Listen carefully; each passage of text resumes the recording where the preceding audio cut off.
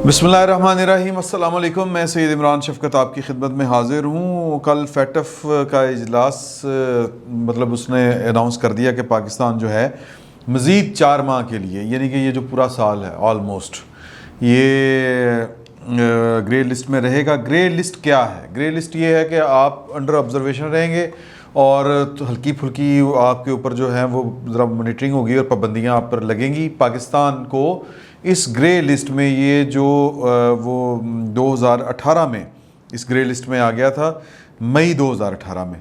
तो पाकिस्तान को एक अंदाजे के मुताबिक अभी तक 38 यानी कि 38 अरब डॉलर का नुकसान हो चुका है, यानी जिसको फिनंशियल जिसको कहते हैं, माली खसारा, यानी नुकसान जो हो चुका है वो है इतने का। और सवाल ये बड़ा सादा सा है कि यार कि ये ग्रे लिस्ट जो है ये इसमें है क्या आखिर इसमें, मतलब ग्रे लिस्ट या कह लें कि फैटफ की जो शराइत हैं वो आखिर हैं क्या? वो 27 हैं, 26 पर हम अमल कर चुके हैं। और वो क्या है बेसिकली? वो बेसिकली ये हैं, सिंपल मैं जट की बात करूँगा, वो टेक्निकली जो कानूनी ज़बान है उस पर नहीं हम जाते। मोटी बात ये है कि जी कि आप अपने ज़रा चाल चलन ठीक करें। वो चाल चलन क्या है कि आपके यहाँ जो ब्लैक मनी होती है वो पैसा दहशत गर्दों को फंड ना रहो। आपको याद होगा कि आप दुकानों पे जाते थे तो जहाद कश्मीर फ़ंड के बक्स पड़े होते थे, आप उसमें डालें, लश्कर तैयबा के बक्स पड़े होते थे जी, उसमें चंदा डालें, और फिर लोग बेहिसाब डालते थे। पाकिस्तान में इस तरह के ताजर हैं माशाल्लाह, बारिश ताजर पाए जाते हैं। वो ये मशीन जो होती है ना जिस पे कार्ड आप स्वैप करते हैं, क्रेडिट कार्ड मशीन या डेबिट कार्ड मशीन, वो नहीं रखते और वो कहते हैं कि ये गैर इस्लामी है या ये चूँकि बैंकिंग से वाबस्ता है। अच्छा भी मतलब बैंकिंग अगर गैर इस्लामी है तो फिर कोई इसका मुतबादल इस हुकूमत को ढूंढ लेना चाहिए, लेकिन वो तो अभी तक हम ढूंढ नहीं पाए। सिर्फ हम इस्लामी बैंकिंग का एक, या चले यूँ कह लें कि जो इस सोच के हामिल लोग हैं कि यार कि ये बैंकिंग जो है ये सूदी निज़ाम है, ये ठीक नहीं है, तो बैंकों ने वो उसको इस्लामी बैंकिंग का भी एक कोई सिर्फ निकाली हुई है, तो वहीं से कर लें आप। तो अगर उस पर भी यकीन नहीं है तो फिर बैंक से बिल्कुल ही रब्ता ख़त्म कर लें, लेकिन आप दुनिया के साथ चल नहीं सकते, आपको किसी सिस्टम में आना पड़ेगा। फैटफ यही है। वो कहते हैं कि आपकी जो पैसे की क्या लेन देन है ये डॉक्यूमेंटेड हो कि कौन दे रहा है और क्यों दे रहा है, और कोई अगर ले रहा है तो क्यों ले रहा है, और वो इतनी डॉक्यूमेंटेड हो, ये सारी की सारी जो आपकी इकॉनमी है और जो टैक्सेशन है या जो भी पैसे का लेन देन है पूरे का पूरा, वो इतना डॉक्यूमेंटेड हो कि पता हो कि पैसा कहाँ से चला और कहाँ पे गया। होता ही है कि पाकिस्तान की कौम अल्हम्दुलिल्लाह, मतलब वो आज वज़ीर आज़म साहब कह रहे थे कि मैंने जितना चंदा यहाँ से इकट्ठा किया है और मैं हर साल इकट्ठा करता हूँ, तो ये बड़ी जेनरस कौम है, बिल्कुल है। और हम जो देते रहते हैं पैसे, तो आप मतलब हमने कभी बॉदर ही नहीं किया ये चंदा देना। तो अब चूँकि दुनिया को आप, या तो फिर ये है कि अगर वो बुनियादी जो को बहुत बड़ा इनकलाब आए हमारी ज़िंदगियों में और हम जो है वो इस्लामी जो तर्ज़ हयात है उसको अडॉप्ट करें और फिर उसको नाफिज कर दें और वो फिर कामयाबी से करें, एक तो ये तरीका। नहीं तो फिर पाए ना, दुनिया बड़ी ज़बरदस्त हो गई है, दुनिया बहुत आगे निकल गई है और दुनिया बड़ी ज़ालिम हो गई है। सादा अल्फाज में उन्होंने अपना तौर तरीके जो हैं वो राइज कर लिए हैं, अब आपको उनके साथ चलना पड़ेगा, नहीं तो आप फारिग हो जाएंगे।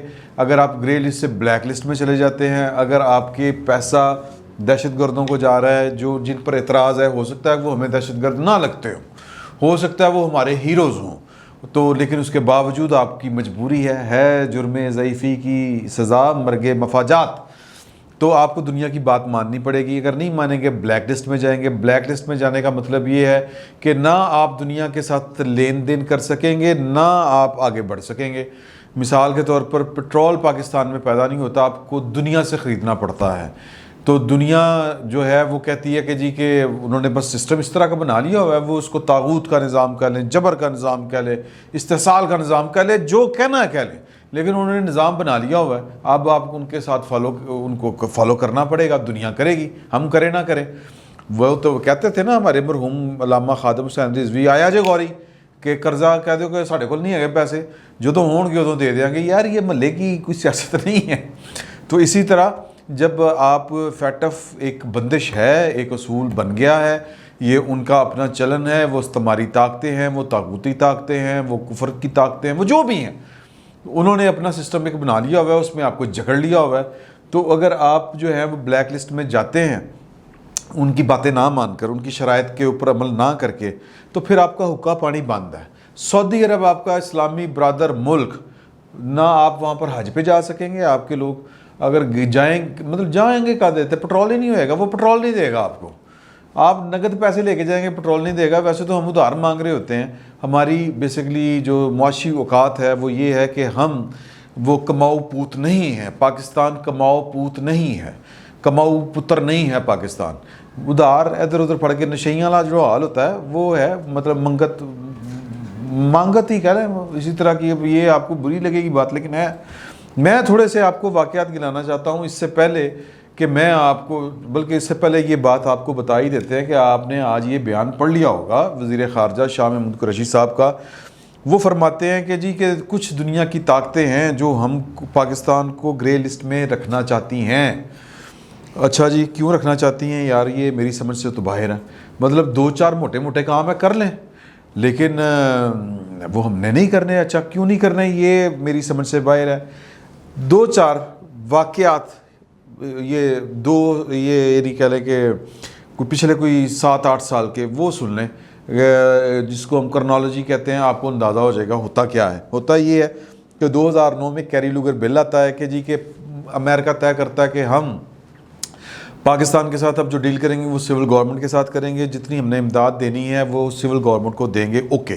اس کے بعد یہ ہوتا ہے کہ 2 مئی 2011 کو جو اسامہ بن لادن کا آپریشن ہوتا ہے وہ پکڑا جاتا ہے اور یہاں پر ایک فساد کھڑا ہو جاتا ہے. حسین حقانی پہ ویزے کہاں سے آئے، ویزے کون دیتا رہا، میمو گیٹ، وہ پتہ نہیں وہ جہاز منصور تھا، کیا کیا سین چلے پاکستان میں.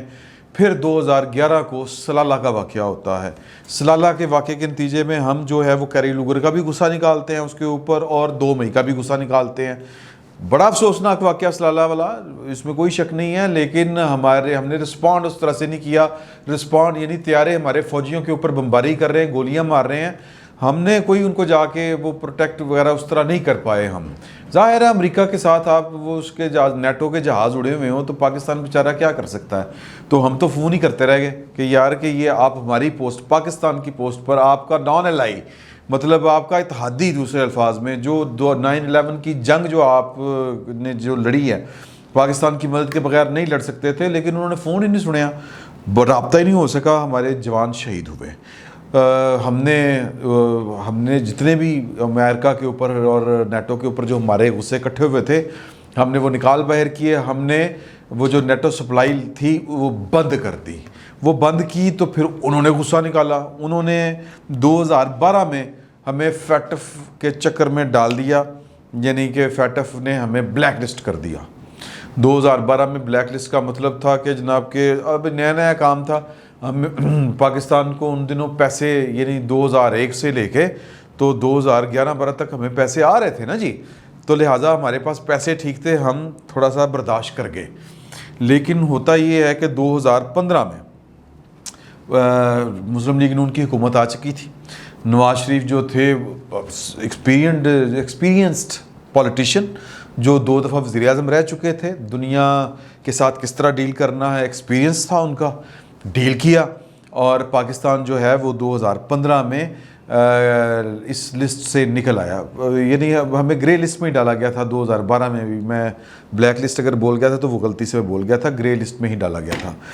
تو پاکستان کو جناب 2015 سے یہ نکل آیا. تو پھر کیا ہوتا ہے کہ 6 اکتوبر 2016 کو یہ ایک خبر چھپتی ہے ڈان اخبار میں. سر المیڈا صاحب خبر دیتے ہیں اور وہ پھر ڈان لیکس کے نام سے مشہور ہوتی ہے. اور وہ خبر کچھ اس طرح کی ہے کہ جنہی کہ سول اتھارٹیز اور جو ہماری ملٹری اسٹیبلشمنٹ ہے ان کے درمیان ذرا تو تکرار ہوئی ہے. کن کے نام کے اوپر، کس کے نام کے اوپر؟ مطلب جو انتہا پسند ہیں، خصوصاً جو جیش محمد کے مولانا مسعود اظہر صاحب کہ سوال کیا گیا کہ جی کہ دنیا ہماری بات پر یقین کیوں نہیں کرتی، وہ کہتے ہیں کہ ہم چھٹوا لیتے ہیں، یہ ہے شہباز شریف صاحب یہ وہ تھے. تو اس میں پھر بڑا ایک سول ملٹری جو ہے تھا وہ تناؤ پیدا ہوا اور خوفناک تناؤ پیدا ہوا. وزیر اعظم صاحب کو اپنے وزیر اطلاعات و نشریات پرویز رشید صاحب کو گھر بھیجنا پڑا، اور بات جو آ رہی تھی وہ اس طرح سے آ رہی تھی کہ وہ مریم صاحبہ تک پہنچ رہی تھی کہ یہ خبر مریم نواز صاحبہ نے لیک کی ہے. تو کیونکہ وہ وزیر اعظم ہاؤس میں کوئی کسی آفس وہاں پر ان کا وہ دفتر کسی میں زیادہ بیٹھا کرتی تھیں، تو وہاں سے خبر کہتے ہیں کہ لیک ہوئی. اور وہ جو میٹنگز چل رہی تھی وہ میٹنگ منٹس نہیں، وہ اس کمرے میں وہ جو مانیٹرنگ کر رہی تھیں، وہ بیٹھ کے سن رہی تھیں کہ کیا ہو رہا ہے. یہ الزام تھا ان کے اوپر. تو پھر ہوتا یہ ہے کہ بڑا سخت تناؤ، وہ تو اب کہنے والی باتیں نہیں ہیں. تو وہ ریجیکٹڈ والی بھی ٹویٹ آئی، اور آصف غفور صاحب نے جو کی وہ پھر ابھی تک دل پہ لی ہوئی ہے نواز شریف صاحب نے. پھر اس کے بعد یہ ہوتا ہے کہ نواز شریف صاحب 2018 میں غالباً ملتان میں سر المیڈا صاحب کے ساتھ پھر ان کو ایک انٹرویو دیتے ہیں. یعنی کہ 2016 میں ڈان لیکس آتی ہے، سر المیڈا ہی ڈان لیک کرتے ہیں، اور پھر ملتان میں ہی نواز شریف صاحب وزیر اعظم کے عہدے سے ہٹ چکے ہیں اور وہ انٹرویو دیتے ہیں. یعنی پاناما وغیرہ ہو چکا ہوتا ہے، اور لوگ کہتے ہیں کہ پاناما جہاں پر سی پیک کا بھی معاملہ تھا یہ بھی ایک معاملہ تھا، اللہ بہتر جانتا ہے. تو نواز شریف صاحب اس انٹرویو میں کہتے ہیں کہ کیا یہ درست ہوگا کہ ہم اپنے لوگوں کو بمبئی اٹیک بھیجیں، یہ وہ اس طرح کی انہوں نے باتیں کی، سینسٹیو باتیں. تو اس انٹرویو کے بعد یہ انٹرویو ہوتا ہے جون 2018 میں، مئی 2018 میں، اور یہ آ جاتا ہے جناب کہ 2018 جون 2018 میں، یعنی اگلے مہینے، جو پاکستان کو پھر گرے لسٹ میں ڈال دیا جاتا ہے. اور تب سے اب تک پاکستان گرے لسٹ میں ہے. اور جس دن یہ فیٹف والوں کا ادھر فرانس میں اجلاس ہو رہا تھا، عین اس دن لاہور میں ایک دھماکہ ہوتا ہے، اور وہ دھماکہ ہوتا ہے جناب لشکر طیبہ جماعت الدعوہ کہتے ہیں نا جی پروڈیوسر صاحب، جماعت الدعوہ کے حافظ سعید صاحب کی رہائش گاہ کے بالکل قریب. اور نظر بھی آتا ہے، سمجھ بھی آتی ہے کہ وہ ٹارگٹ ان کو کیا گیا تھا. ہم پاکستان میں رہتے ہیں اور اپنی طرف سے ہم بڑے نہ ڈھکاں قسم کے صحافی بنتے ہیں، اور ہمیں یہ پتہ ہوتا ہے کہ جی کہ یہاں پر تو صرف ان کا گھر ہے جو خالی پڑا ہوا ہے، اور ان کے جو قریبی رفقا ہیں جن میں یحییٰ مجاہد صاحب، اس طرح کی کچھ اور شخصیات ہیں اہم، وہ جوہر ٹاؤن میں شفٹ ہوئی تھیں، 16 وغیرہ جو ان کے گھر ہیں وہاں پر. لیکن اب وہ چونکہ سارے کے سارے لوگ جو ہیں وہ فیٹف کی وجہ سے ہی زیر عتاب ہیں اور وہ جیل میں ہیں.